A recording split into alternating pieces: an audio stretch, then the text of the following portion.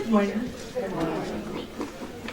I will be reading a paper about Ben Carson. Ben Carson, the brain surgeon they call dummy. Benjamin, you're much too smart to be bringing home grades like this. Ben Carson was sorry to disappoint his mother again, but she just didn't understand what it was like at school. He was probably the worst fifth grade student in the school, and his nickname was Dummy. For Ben, a good day was when he got someone else kicked out of class rather than himself. I've been praying for wisdom about what to do, continued his mother, and I think the Lord answered my prayer. From now on, only 2 or 3 TV programs per week, howled Ben and his brother Curtis. What are we going to do? Oh, the Lord told me that too.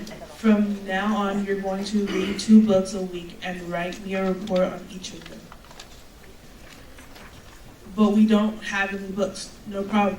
You can catch the bus and ride down to the Detroit Public Library, where they have more books than you can read in 10 lifetimes.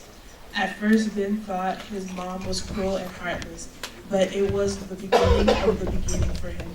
Even though their family had no money, between the covers of those books, Ben discovered that he could go anywhere in the world, be anybody, do anything, instead of wanting to just get out of school and work in some factory so he could buy clothes and a cool car. Ben began imagining himself as a scientist, discovering all sorts of new things. In 5th grade, he had considered himself stupid, so he acted stupid and achieved nothing. But by 7th grade, he knew that he was smart, so he behaved and achieved like a smart person. He had moved from the bottom of his class to the top, and the same students who used to call him dummy were now begging him to help them with their homework.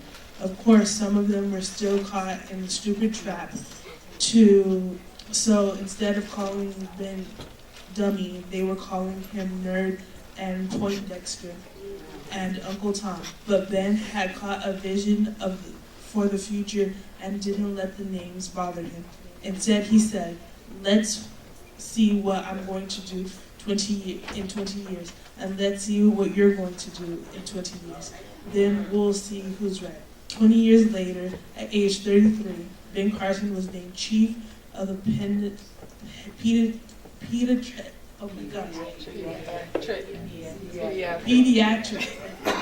neurosurgeon at Baltimore's Johns Hopkins Hospital, becoming the youngest U.S. doctor to hold such a position.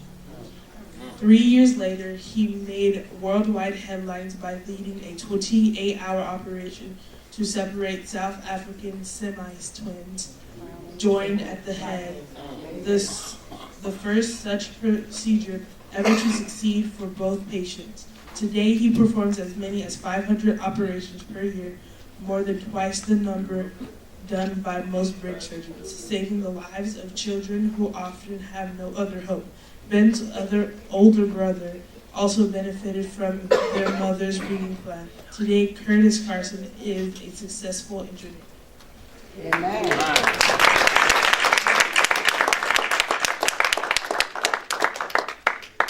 Some people think it's accidental good luck, like a prize you might win at a party.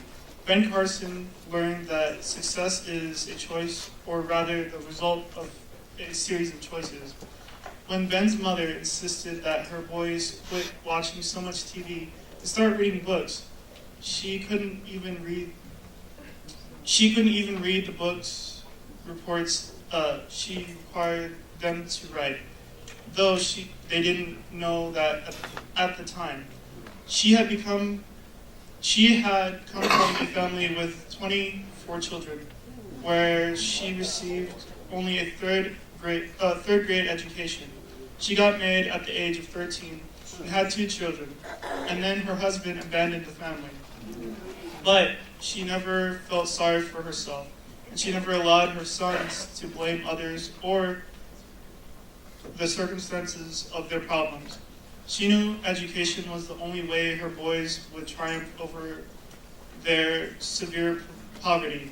a choice had to be made between failure and success, being a victim or a victor, and she made that choice for them until they were old enough to make it for themselves.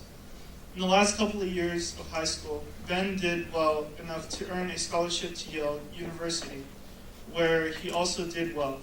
But when he entered the University of Michigan Medical School, things didn't go as smoothly, and things didn't go so smoothly. And before long, his advisors actually recommended that he drop out. There are other useful fields you might pursue, he suggested after reviewing Ben's scores. But Ben, however, refused to take the easy way out. The advisors then suggested a compromise. Go more slowly. Take 4 years to complete what most people do in 2. Did he take this advice? Ben went to his room and prayed. He knew he wasn't done, so he didn't want to accept a dumbed-down way out of his problems. In Ben's prayer time, God reminded him of his strengths. Ben learned best from what he read, but he had the most trouble listening to most of the material. Ben learned best from what he read, but he had the most trouble to listen to lectures in classrooms. Unfortunately, at that stage of medical training, most of the material was communicated by lectures in the classroom. No wonder his grades weren't up to his usual high standards. So Ben made a decision. He would skip most of the lectures and spend the time and more reading medical books. The plan worked. If I had accepted a victim mentality, says Ben, I might have told myself that being a poor boy from the ghetto, I had too much to overcome to succeed in medical school. Why not reduce my load and forget about trying to do excellent work? But I decided not to take the route. I was intent on being a victor, and that's what he became. As Ben now says, a victim walking through sand looks down and sees dirt. A victor sees the ingredients for building a castle.